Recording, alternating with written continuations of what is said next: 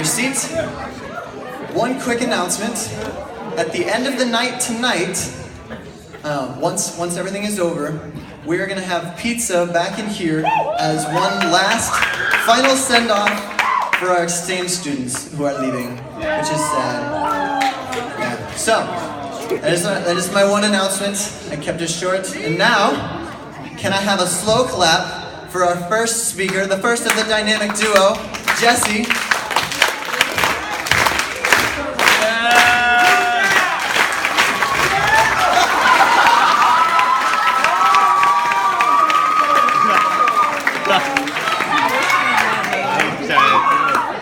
I didn't know I was going to be there. Sorry. That was awkward. You okay? I am great. Hi, great. Wake up call from Jesus. It's like, get it together, Jesi. Okay. I bet you can't believe what we're going to be talking about today, huh? I don't know. So, I have a question for you guys. Sorry, I'm a little quirky. So, what does it mean to take up your cross? You don't have to start screaming answers, but just think about it. A lot of people say it, and we hear it a lot, but what does it really mean? Not necessarily this, but this is how you're rolling, that's cool too.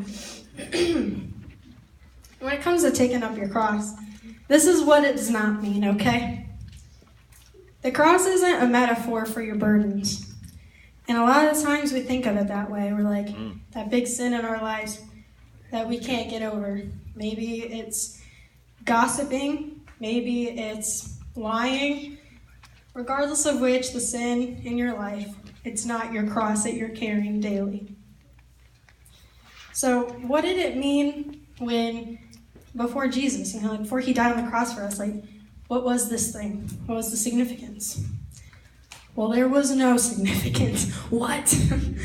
It was just a way that people were tortured, criminals, and there was not a part of the cross that was anything biblical. It was just a very humiliating, painful way that people were killed for the crimes that they committed. They actually came up with a word for the pain because it was so bad. Excruciating pain? Yeah, I bet y'all know that word. So, pretty much just the Romans, they would have the criminals carry them up to their place to be tortured and killed. Now think about this. That's crazy. Pain bad enough that they had to name a name after it. That's what Jesus did for you, and he didn't have to do that.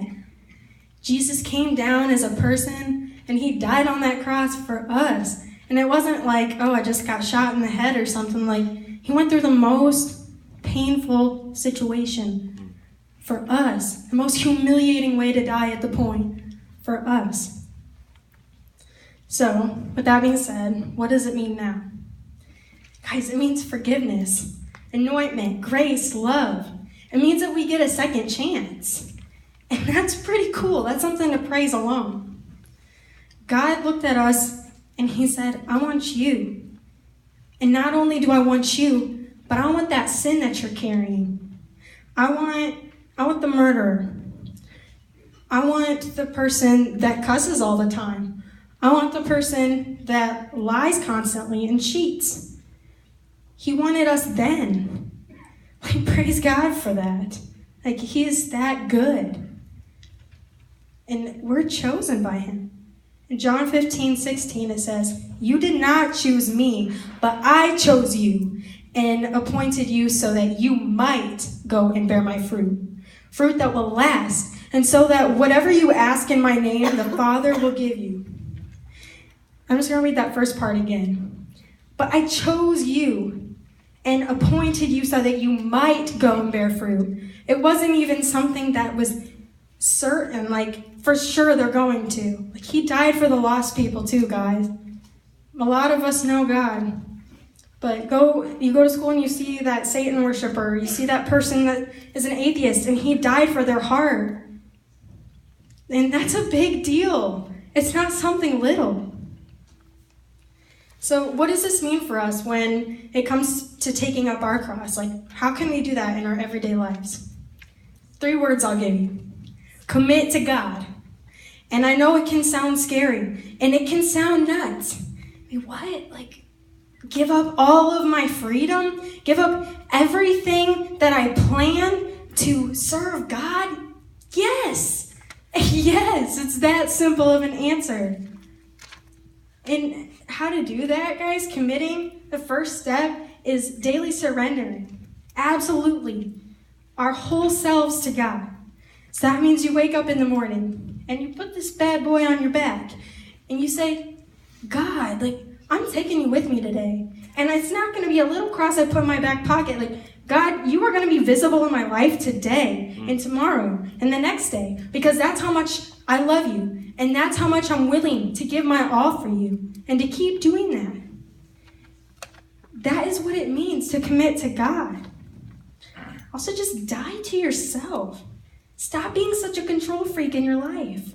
If you see something and, you start to worship God and you start to see God and the way he loves you, the way that, he changes everything. You start to see that and you're like, but I wanted this. Don't be afraid to change your plans for God. He's got a bigger one in mind for you. Also, turning to God in the good and the bad and the ugly. Like, it's easy to turn to God when things are going good, but right when something terrible happens in your life, it's so easy to run away and go to things that you can control. It's so easy to, but guys, don't get caught up in them. Also, understanding that you're undeserving of God's love. Like, we're constantly sinning 24/7. It's like all the time we sin. And we don't even give it a thought. Anyways, it's not going to be easy, and I'm not saying that. Like, this cross on my shoulders are kind of heavy and uncomfortable. It's not going to be easy. But I promise you it's going to be so worth it. In Luke 9:22, Jesus tells his followers that the Jewish leaders are going to kill him, pretty much. And so many people started to turn away from God. They got scared. They had other plans in mind. They had other ideas. And it just didn't make sense to them. Guys, Jesus came to fulfill something for God. He had a purpose here. And as he was trying to do that, people started to turn away because they had their own understanding of what they wanted in life. And people will leave. And I'm going to tell you that. When you start to follow God, people will leave in your life. But it's not necessarily a bad thing because Jesus has so much better in store for you, for me, for everybody. So don't blame God when bad things start to happen. Leave the world behind, get up, take up your cross, and be in chains for God. Like Paul in Philippians 1:13. Just fall in love with him and fall in love with who you are because you have him. In Psalm 139:14 says, I praise you because I'm fearfully and wonderfully made. Your works are wonderful, and I know that full well. Like, oh my goodness. Like, that's so amazing, and that's so overwhelming and beautiful. So, sorry. Okay, so commitment to Christ is pretty much what it is to take up your cross daily, okay? And that's a big deal. Guys, it's not something little. Focus on God and love God and be willing to walk with him on your sweater. Be willing to find your identity in him and commit to him fully because it's worth it. Matthew 16:25-26 says, For whoever wants to save his life will lose it, but whoever loses his life for me will find it. God, I just want to thank you for this opportunity to be able to share about you to these lovely people. God, and I know we're not all on the same path in our spiritual walks, we're not on the same page, but I know that you are so good. And I know that you are just pulling at their heartstrings, and God, that you just want them to love you back God, I pray that every person in here is able to feel your love, not only feel your love, but love you back and grow that desire to fight for you and commit to you fully and wake up in the morning and say, God, I am taking up my cross for you. My life is purposeless without you, God. You are everything to me, and I will gladly wear you on my sweater. You are great, God. You're everything good. We love you. You're the best. Amen. Thanks, guys.